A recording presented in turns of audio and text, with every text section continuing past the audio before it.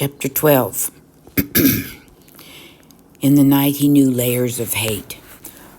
When David finally knew that the tanker had not seen him, that the tanker had almost hit him, and still nobody had seen him, nobody had seen his light, he began to hate. Not just to feel anger, but to know the yellow-red cut edge of hate. He hated first the tanker, for almost killing him, for almost running him down. It was a beast, some huge beast of a killer that had nearly taken him down into the dark places. And he hated it. He hated it with all the vicious anger and hatred he could make in his mind.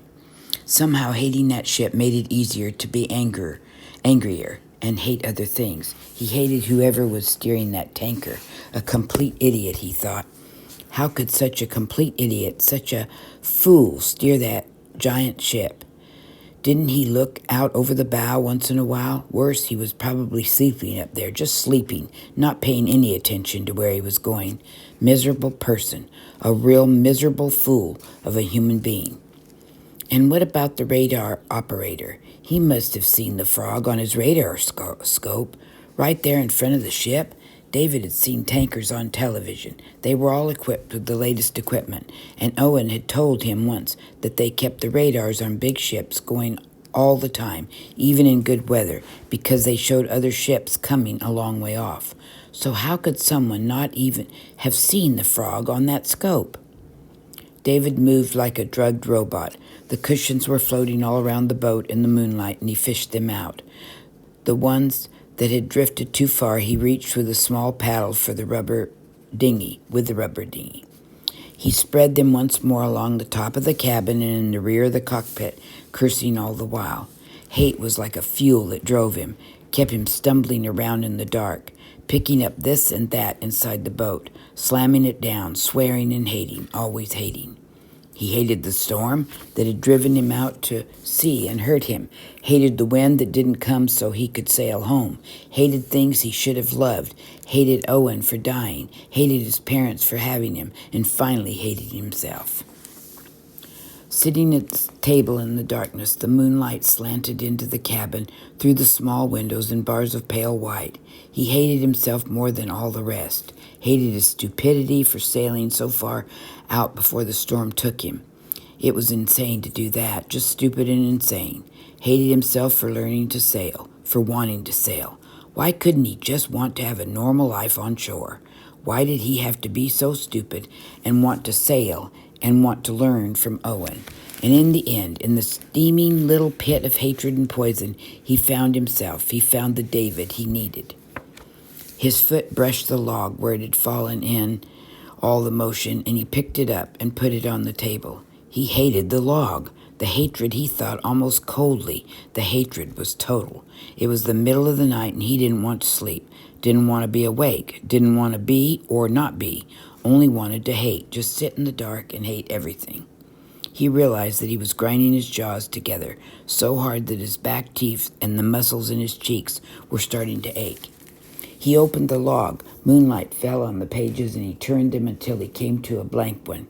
He lit the stub of a candle in the saucer where he'd put it when he came back into the cabin. In the drawer beneath the sink, there were 3 pencils, and he took one out and wrote in the log, date unknown, probably June 4th or 5th. No wind, near collision with an oil tanker, which didn't stop. I am hate. And when he saw it written, saw it spelled out, he realized how ridiculous it was to think hate. Live hate, be hate. It accomplished nothing. Hatred just made more hatred. And when you were done with it, nothing had been gained. You just got hate. He sighed in the candlelight and erased the last sentence. He wrote, I am alone. And seeing what he'd written had the same effect as before, brought the words home to him. He was truly on his own, would have to make things work. Up to now, he had been thinking only in temporary terms. If he could have made another day, another few hours, he thought, they would find him, would come for him. It was just a matter of keeping things going, but it might not be that way. They might not find him. He might be weeks getting back, or may never get back. It was up to him, up to just David, and no other person could be counted on. He couldn't say time out and have it all stop. This is it, he thought, seeing and written, I am alone, and this isn't a temporary situation or might not be. I'm all I've got.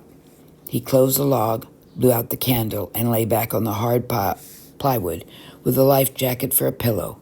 One of the plastic snaps stuck in his ears, and he rolled the jacket to make it more comfortable.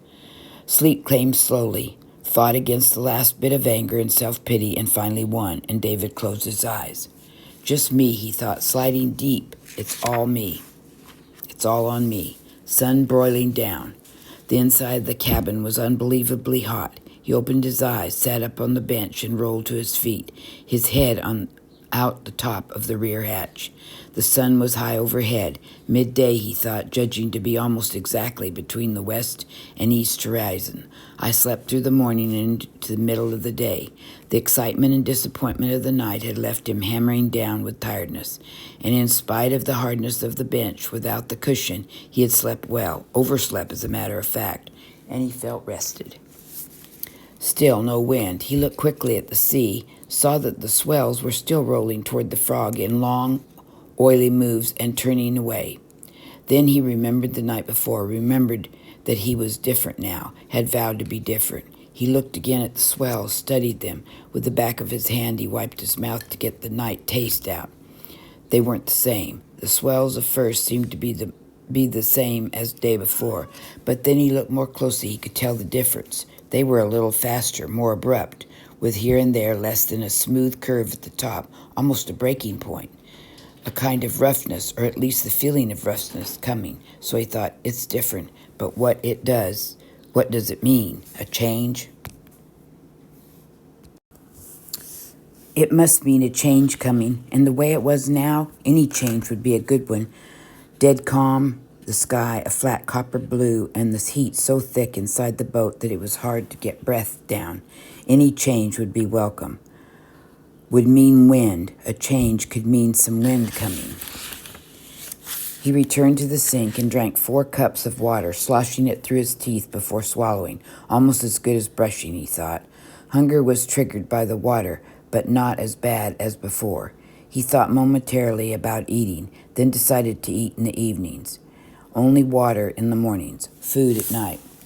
He would get a ritual going. There would be a water time and a food time, a schedule for each day. There was no wind. A work time, he thought. There had to be a work time each day when he could finish getting the boat back into shape, get it ready for when the wind came again. There would be a work time and a food time and a water time, and there was something else there in his mind, but he couldn't pin it down at first. Something else he should do with each day, a thing. A learning time? Another thought from the night before, one that must have come while he was sleeping. He had to know more, or he wouldn't make it. He should try to learn each day. It was like Owen had said. He wanted to know everything. David felt that now, felt that he had to know things, know all about things, but there wasn't a way to learn on the boat, not a way to study and gain knowledge. There was no books and no radio. Just me, he thought, just me. He looked at the sea again, the sky letting his mind roll. Could I study myself? Could it be done? Can a person study his own brain? He shook his head, cleared the thoughts, and without thinking, put a hand on one of the cushions, then another, and almost cheered. They were dry. The sun had baked even the last dampness out of them. One by one he took them down and brought them into the cabin. It had seemed so empty that the bare plywood bunks and seats, hollow and echoing. The cushions filled it out, made it more livable, more comfortable. He worked the rest of the afternoon doing the small things. The sails were dry, and he bagged them all except the working jib and mainsail, which he left up, hanging like limp rags, waiting for wind. Always waiting for wind. And then it was done, all done. He could find nothing more to do. Everything was put away in good shape.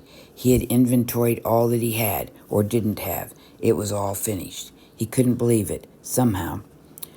Trash bag, cleaning done, he had even wiped the small countertop next to the sink with a towel dampened in salt water. There wasn't a single thing left to do, except wait.